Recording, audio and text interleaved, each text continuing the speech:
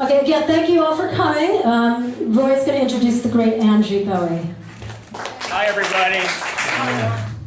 I wanted to just mention a few things. Angie and I have known each other for many years. I'm going to quote Visconti now on Angie. This just came out. Angie was the best thing to happen to him.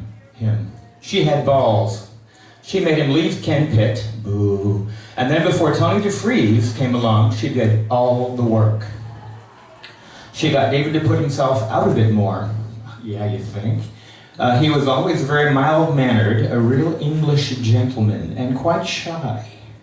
Angie spoke on his behalf and made appointments with the labels. She'd tell them what was needed, and when we needed a touring band, she managed to get a record deal for Hype that gave us a guitar, amps, PA system, a van, and Roger, the roadie, most important. Angie was the oil. She deserves more credit for that. They had an open relationship, so infidelity was never a problem. But things went sour. Angie wanted more attention for herself, and that wasn't permitted in the world of rock and roll, as we often know, right, Nikki?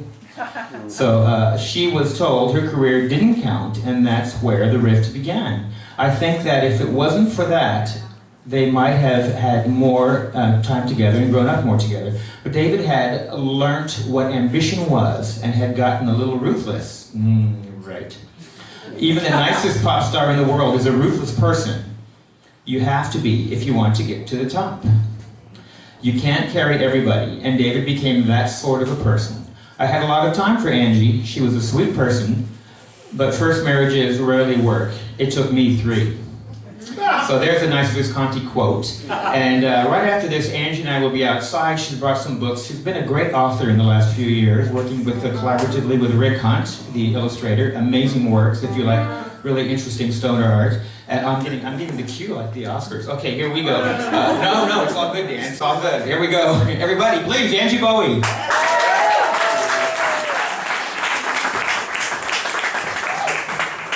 Okay, about Lou Reed.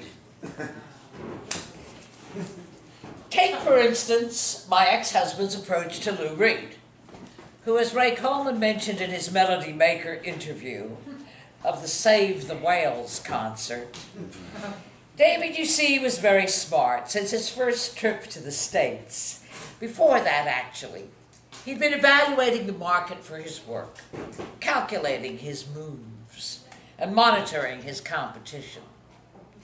And the only really serious competition in his market niche, he concluded, consisted of Lou Reed and maybe Iggy Pop.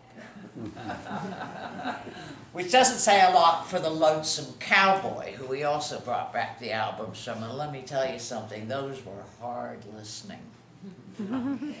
So what did David do? He co-opted them. He brought them into his circle, he talked them up in interviews, spreading their legend in Britain.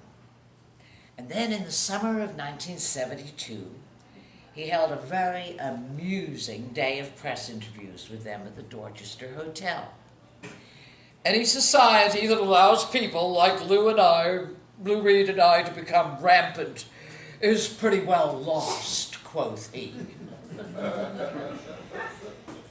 Very quotably, appearing as their ally and benefactor, and getting at least as much attention as they, if not more. He connected Iggy and his group, the Stooges, with Tony DeFries and Main Man, thus achieving a situation in which he and Iggy had the same manager, but David had him first. He went to work with Mick Ronson, producing Lou's Transformer album, a cooperative venture between RCA label mates, that oh-so-pleasant smell of roses all round, gave artist and company the only major pop hit of Lou's career, Walk on the Wild Side. Later in '72, he stepped into the breach for CBS, Iggy's label, and salvaged what was left to be an unacceptable production job on an Iggy and the Stooges album. Everybody made out pretty well in all this, and everybody ended up beholden to David Bowie in one way or another. That was smooth operating, I thought, admiring David's moves and helping out with counsel and logistic support. One aspect of logistics is housing. Specifically, the question of where Warholian Americans might find suitable accommodation during their working visits to Mother London. And I took care of that. Sometimes it was fun. Lou Reed's house hunting, for example, was a stitch, not so much in the nature of events, which went along smoothly, as in the nature of Lou himself. My first clear impression of him, which may or may not have coincided with the first time I actually met him. The impression is from London in 1972, but I may have encountered him in New York in 1971 at Max's Kansas City, as per Married and Everyone's Tales of that time. He was a man honor-bound to act as fey as a human being could. He was wearing heavy mascara and jet black lipstick with matching nail polish, plus a tight little Errol Flynn as Robin Hood body shirt that must have lit up every queen for acres around him. And he looked as if he would jump higher than the post office tower if you so much as whispered, "Boo," in his well-tuned little ear. David introduced us and we shook hands, kind of. Lou's greeting was a rather odd cross between a dead trout and a paranoid butterfly. Now this was to change. I found this was all camp. And what you see is not what you really have.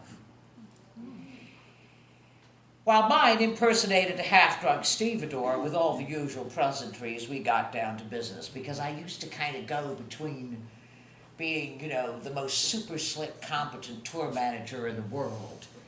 And if I didn't get my way, then I'd get seductive, and be very fabulous and talk them into it. David said before drifting off, "Angie will help you out with a place to live."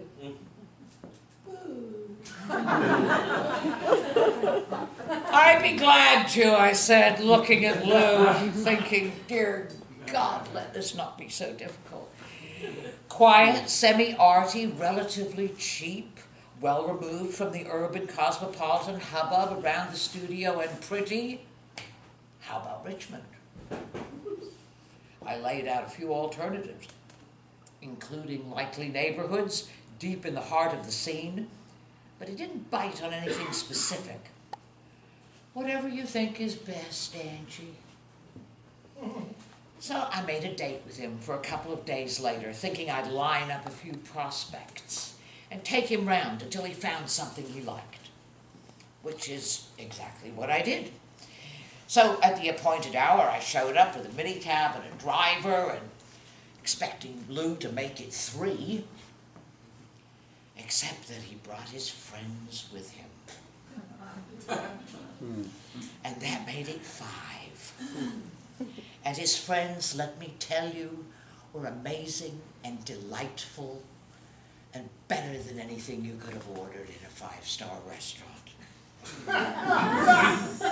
My interest in Lou and my respect for his strangeness escalated immensely. At my first sight of those two, both very young, both utterly almost astonishingly gorgeous, with ash blonde curls and heart-shaped faces, eyebrows and eyelashes as dark as if they'd been dyed, their bodies slight, sweet, and slender, differed only in that one was a boy and one was a girl, and similar in that they were brother and sister.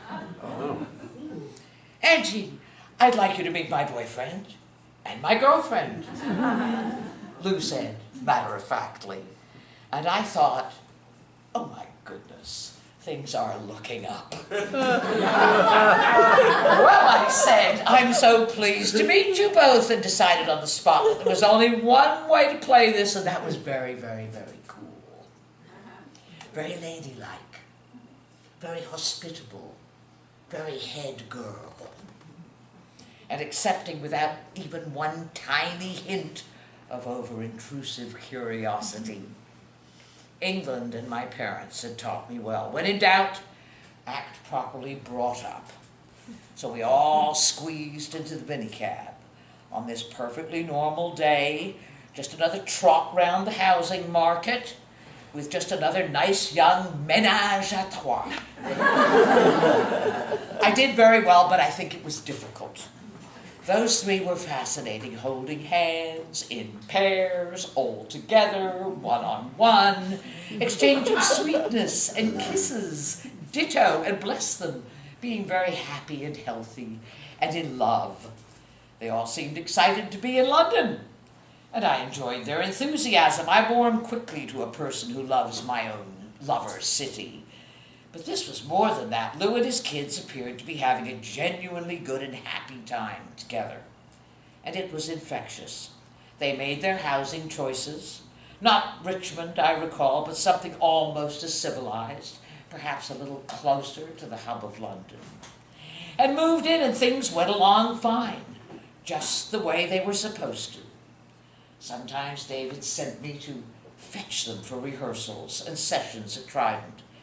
And it got to be a private little game of mine, who would be holding hands today. What dynamic decided? Who had been doing what with whom before I arrived? And how was it? And what strange paths had those three people's lives traveled to their present togetherness? I never found out. I certainly had an interesting time guessing, imagining, as I did during and after at later encounters with Lou. What I wasn't ready for was that when it came time to do the photo shoot, this isn't in the book, this is the paragraph that should have continued. Lou said, as they were talking about the album cover, he said, well, make sure Angie styles it. Which album?